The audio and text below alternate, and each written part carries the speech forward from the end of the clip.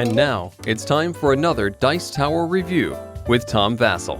Hey folks, today we're taking a look at Batt'l Khaos. Now that looks cool, that cover. You know, you see the orcs and the humans shouting at each other with the tower on fire in the background. But when you open up the game and you play it, you'll find that essentially the game is a tile laying game. You're playing tiles down. Well, you know, for as much as there is yelling about all the tile laying games, there really isn't that many of them, not when you compare to worker placement or deck building games. So this is one that interested me. I like the theme of it. In fact, once I started playing it, it's awfully close to a game that I had designed in my head years ago. It's a two-player game, and let's take a look at it.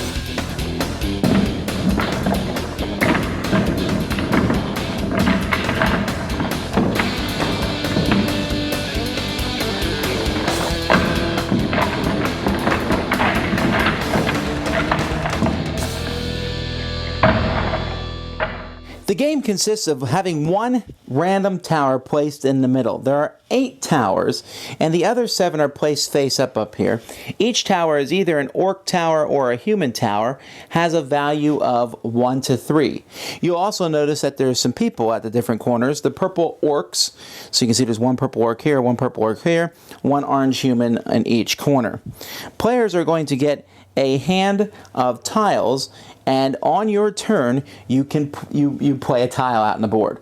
Now you can play one of the tiles from your hand, in which case you'll draw a tile from the side of the table, and there will be face up tiles, or there'll be tiles that and those are replaced. You can draw from the top of the pile, or you can place one of the towers. But let's talk about placing.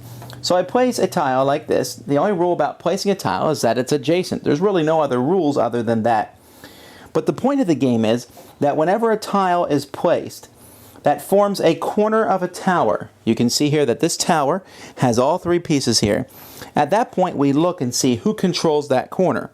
In this instance, the humans do. There's 4 humans to 1 orc, and so we put a human token on that tower. Now, if it's a tie, then nobody would control that corner. So let's say, for example, over on the other corner, we look and there are 3 orcs and there are 3 humans. In that case, we would place one of these neutral tokens there. Nobody controls that corner. And so the game will continue as players are trying to control the different corners of each of the ones. You can see here, the orcs control this corner, so we'd place one there. And then the orcs control that corner, so we'd place one there. As soon as all 4 corners of a tower are controlled, then at that point we see who has the most. Here orcs have 2, humans have 1, so the orcs put one of their tokens on the tower to show that they have control of the tower. If it's a tie, and a tie will happen often, then you look at whose tower it is. In this instance, it is the orc tower, so the orcs would win that tie. Now, that's basically how the game works. You'll be able to put out other towers, and placing these towers at a critical time is a big deal, but you can never put a tower directly next to another tower, or even diagonally, so you can't like have a great tile that's between 2 of your towers.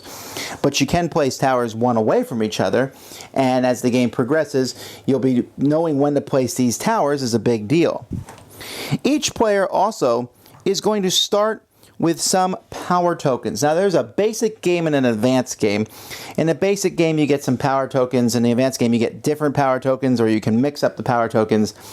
I'm really not sure why there's much of a difference at all. I would simply just play the advanced game and take whatever power tokens you want.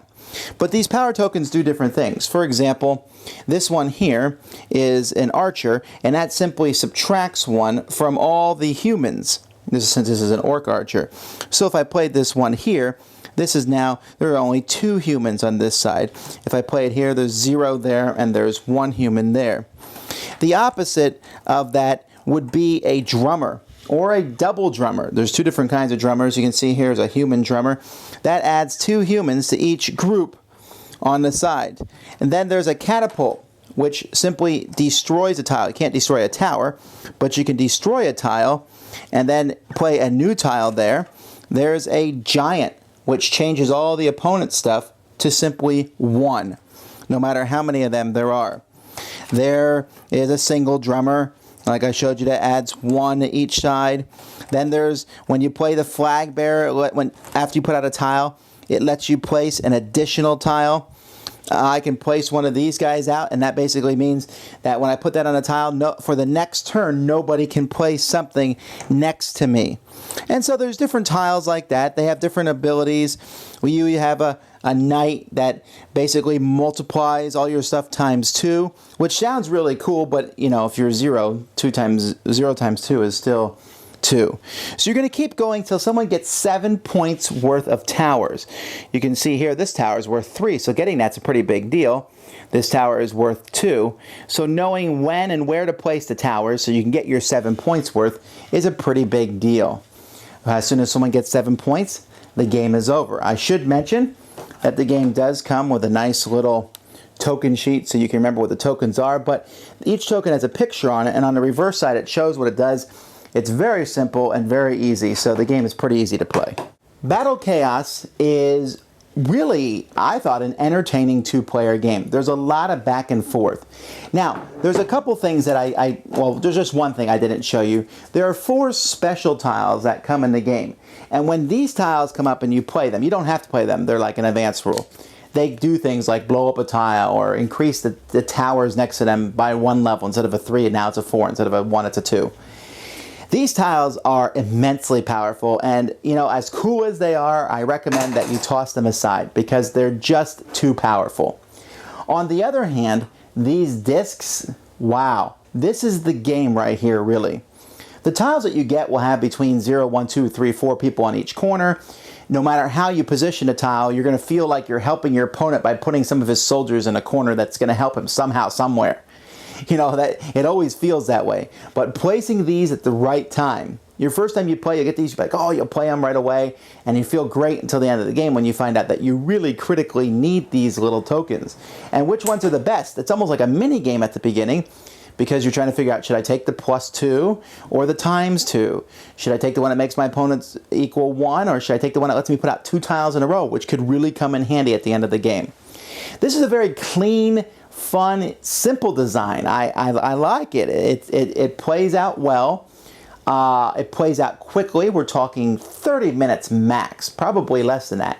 But it offers me enough decisions. Which tiles am I going to put out? When am I going to put out the tiles? Which one, where? Do I put one of my towers, the one that I have a somewhat better chance of winning, in a good spot for me? Or do I stick one of my opponent's towers in a spot where he probably won't be able to finish it in time to end the game?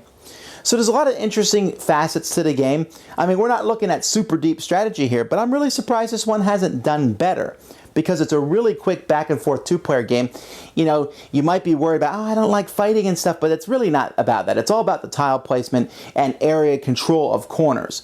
And with great artwork, nice decisions, one that I thought was a really good game. Thanks so much for watching the Dice Tower videos. Find more great videos and reviews, as well as our top-rated audio podcast at Dicetower.com.